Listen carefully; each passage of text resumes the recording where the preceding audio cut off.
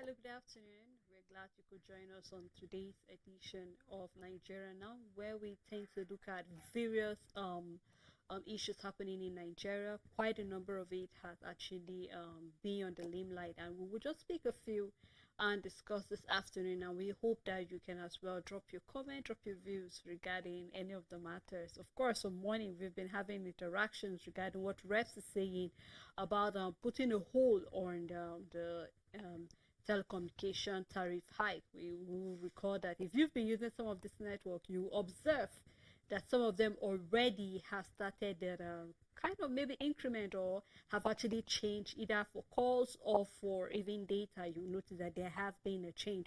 Others will take off hopefully maybe by next week Monday and all of that. So all fingers crossed.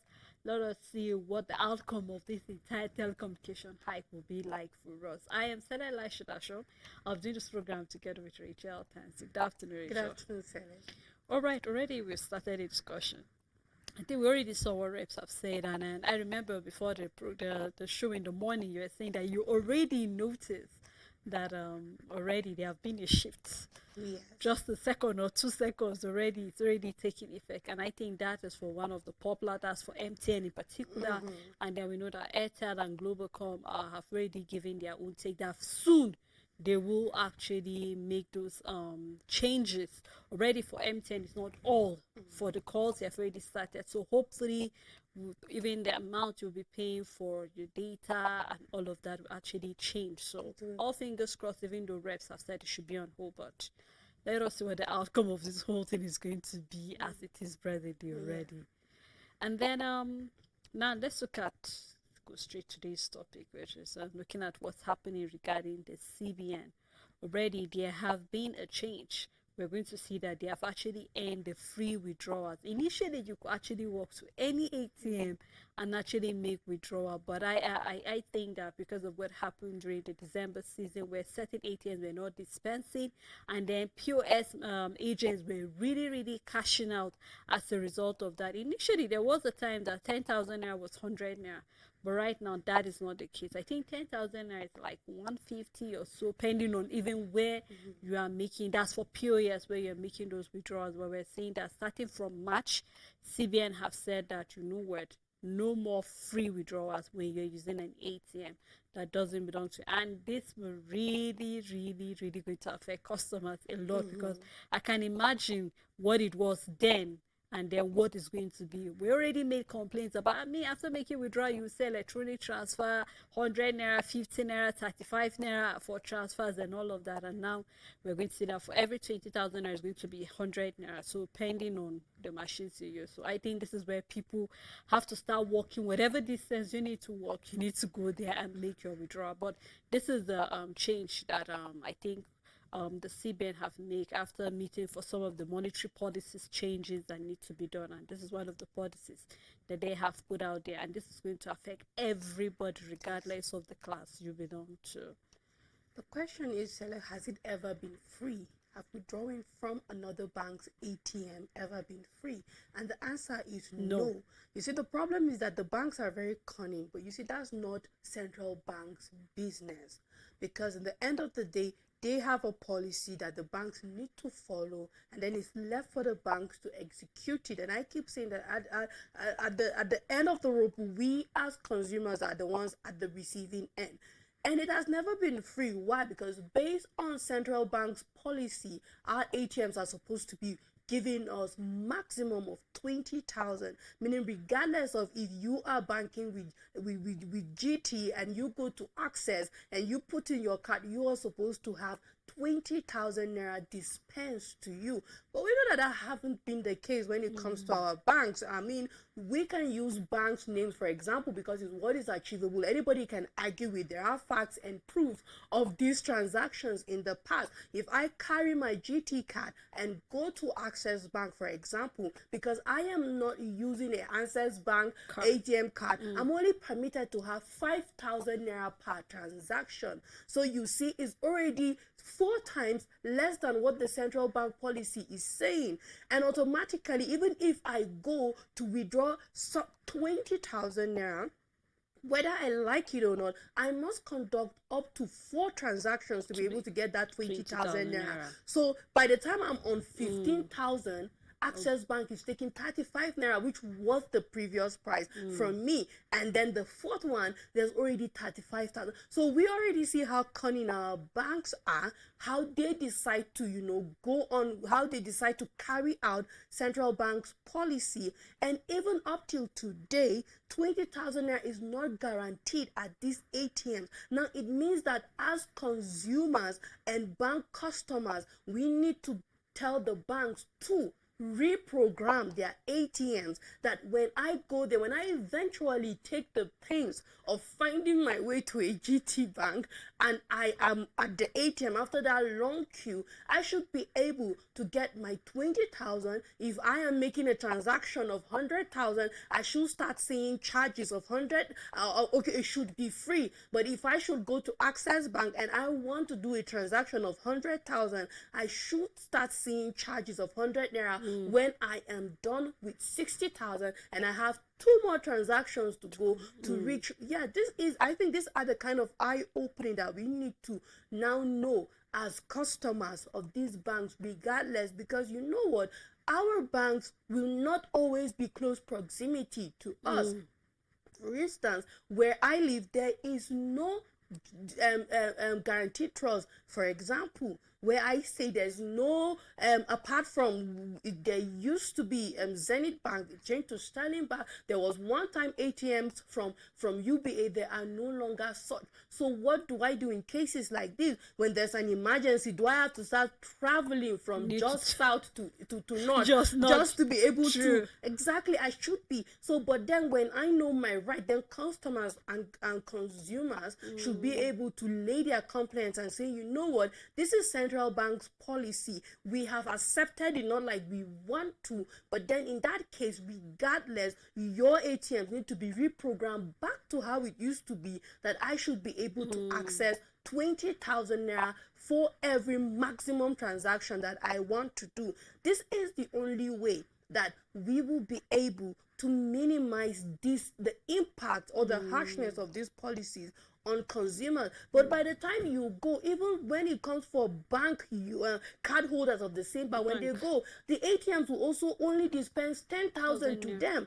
Exactly. So by the time you want to get 100,000, you have to do 10 transactions, and at the third, 35 naira is already taken from you. So it means now by the time you are even on the third transaction, you will start getting 100 naira taken out as charges.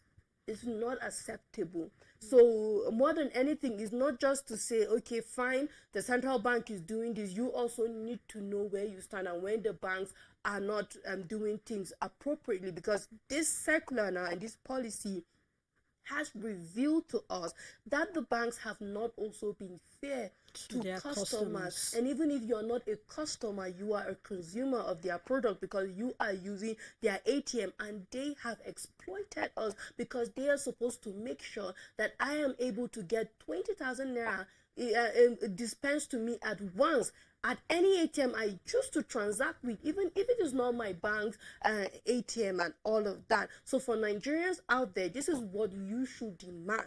The policy have come to stay, and the Central Bank of Nigeria have their reasons, so many reasons. We talked a little bit about that in the morning. They need banks to start making available money and all of that for their customers. And at the same time, if I decide to use another ATM that is not of my mother bank, I shouldn't be exploited whatsoever as a Nigerian, because the charges are outrageous, and we should be able to keep our eyes open and be able to call, the authority, the necessary. When you go to a bank, know your right as a Nigerian, that regardless, this is what the Central Bank of Nigeria is saying, and I know that what you are doing is mere exploitation and is not acceptable. And just like I said in the morning, that I hope that CBN have a modality to be able to check and We be hope sure so. that commercial banks don't take advantage hope of so. this, because we already know, just like we mentioned in the morning, you and I were discussing the fact that you can just see you're sitting and the 600 naira is deducted, and Yes, then you we've start seen that. wondering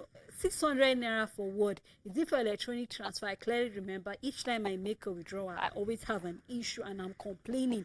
I always have a 15 naira electronic transfer, another transfer from where to where.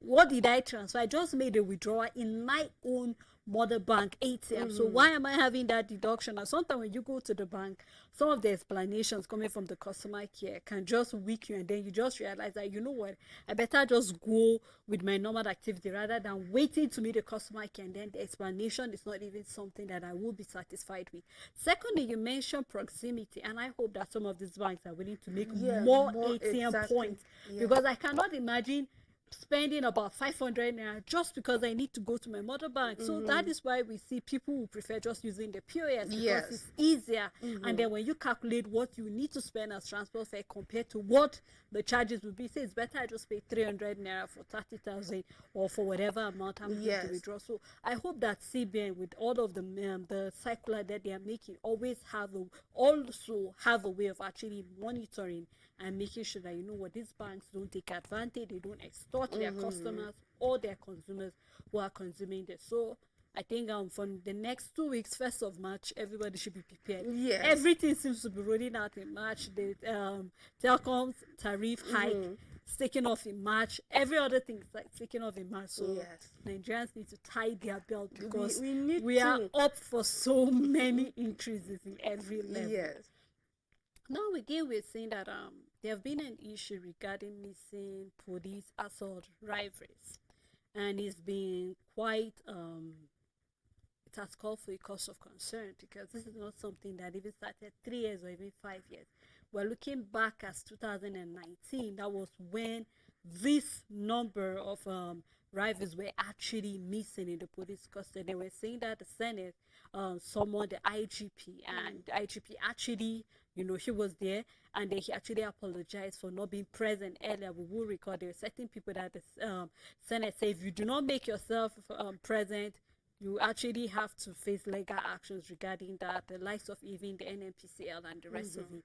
Now we saw that IGP was present. He met the Senate, and that was when he was being asked to give account of what actually happened. It's over 5 years right now, and then yet nothing is being said. And you know, I think the Senate is quite concerned, because possibly these weapons that are missing might be in the hands of the wrong people, and that can increase the number of criminals we're having out there and all of that. We don't want to become like the other European countries where we are having somebody was shot there. I think we had an issue of something happening in Abuja recently, of a student, you know, going there with, according to them, wasn't really a bomb per se, but injured somebody. And this is how things start little by little.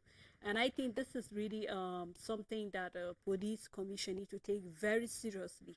They need to start doing their work. And apart from even the missing AK-47s and the likes, we're also seeing there's an issue of more like, was it documents, something was being done and all of that. And so the Senate really need the IGP to answer to all of this. Of course, who else will answer if not the IGP? He should be in a better position to give explanation to Senate and to Nigerians, the fact that so far what has been done regarding these missing weapons. Of course, I will be, just like any other Nigerian, will ask the question, why are we looking for it now?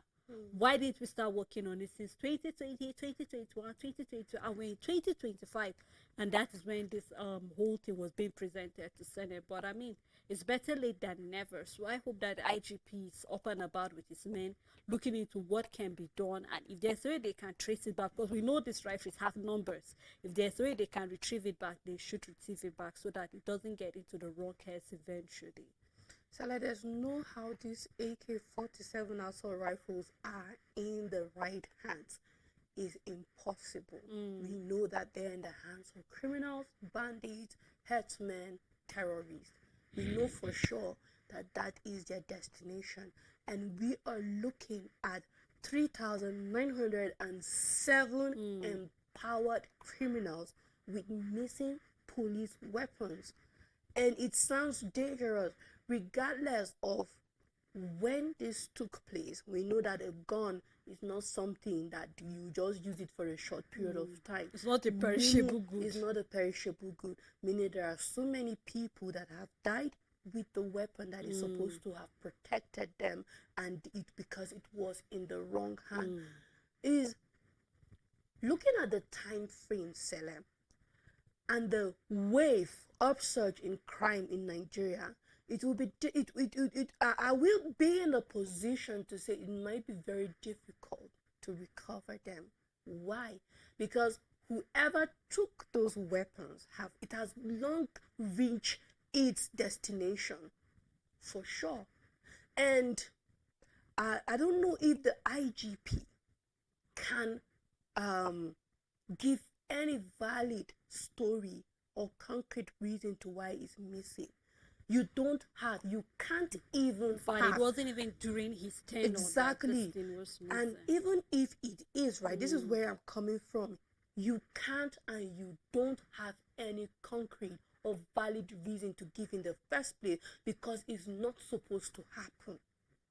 Such weapons cannot get missing. Is not supposed to happen, Seller. This is where I'm coming from.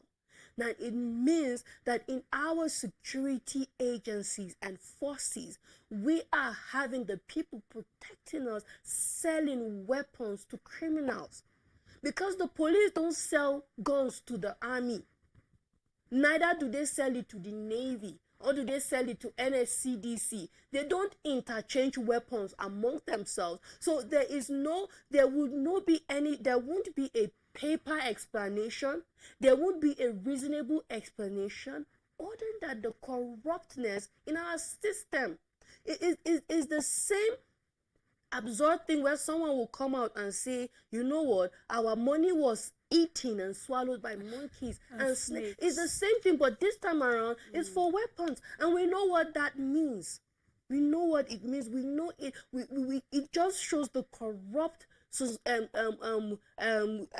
security agencies that we have, because you can't come out and give an explanation, because in the first place it's not supposed to happen, and secondly it's supposed to have been retrieved immediately because you're expected to trade it. Okay, the Nigerian police force was moving with ammunitions and trying to take it to one place, and let's say they were ambushed and these rifles were taken. Let's say that is the story, and it's been 6-7 years down the road. If we're looking at 2019 and we're in 2025, it's 6 years down the road, and nothing has been done. You're to go after these criminals because you know it is not going to land in hand. By now, if the needful was done at that time, some amount of these rifles would have been recovered by now. But because we know that there is a lot of sabotage, a lot of shady dealings happening, a lot of cunningness in every arm of government in this country, and this is one of the outcomes. This is the result of it, that we can just have weapons missing and nobody will say anything about it. And even if you summon them 6 years later and try to probe them, what will be the outcome is that these weapons are long gone because they have reached their destination, and the havoc that whoever took them for was going to do with it have been committed. So far so good. No wonder we have kidnappers having weapons. No wonder we have bandits having weapons. We have every criminal out there having weapons. Good grades of weapon, not locally made weapons, like weapons that you know could. And we don't even, we are not in a country where I can own a gun. You don't have a license. You can't go and procure a gun. We don't have that. So every gun that a criminal is holding out there is gotten illegally, and whether we like it or not, some of those guns that these criminals are having is one among the 3,900 and rifle missing from the police force. An apology is not accepted. You need to do the work. You need to trace back, and you just have to show Nigerians that perhaps this was a mistake, in as much as we will not take that also as a story. It's not concrete, but we just hope that more than anything, we do not keep robbing. We have a system where it's more like we are corrupt, we will rub it in your face, and there's nothing you can do about it. This is the Nigerian system as it is now. But you know what? Enough is enough. I think Nigerians should begin to demand and say, you can't be corrupt and rub it on our face. It's not acceptable. And it's quite painful because, of course, one of the things the Senate were saying, the fact that these weapons that were actually procured using taxpayers' money. So, of course, Nigerians deserve an explanation to why these weapons are actually missing. And what beats my mind, if this is the number, over 3,900 have been missing since 2019, how many more got missing after that? I clearly remember when we had those various prison breaks, a number of also weapons were missing because some of the criminals who escaped prison took some of these on their way going out. And of course, the police, first and foremost, have to protect their lives before checking what else is missing. Was there any sabotage in anywhere? Did they destroy any document or whatsoever? And I think this is really something that we need the police force to be open about. Of course, today we are looking at the police force. We never can tell what is happening in another force over there, whether the military, the Air Force, the Navy. We never can tell what's happening over there. So just like you said, I mean, this is not just where the Senate needs maybe an explanation that's just by leave. Okay, I'm sorry, I'm not aware, it wasn't during my time. This is where we need actions, and I hope that this will serve as a lesson that we do not have to wait for things like this to stay long. Of course, some of these weapons by now maybe they have even destroyed. People who are handling it didn't even know how to handle it, and all of that. This is very, very possible. So we hope with all of these questions we get the right answers eventually. I'm hoping, just like you said, I don't know if they will be able to recover it, but just in case they have an idea, because I believe that all of these weapons have numbers. They do. And they know the numbers on each of those weapons that are missing. They do. So they should be able to trace it if only they have the intelligence out there working up and about. But let's just hope that something positive will come out of this probe eventually. Well, thank you so much, Rachel, for doing this with me. You're welcome, Sally. And thank you to our viewers and every other person who made this program a success. We look forward again to doing this together tomorrow. Do have a lovely day ahead.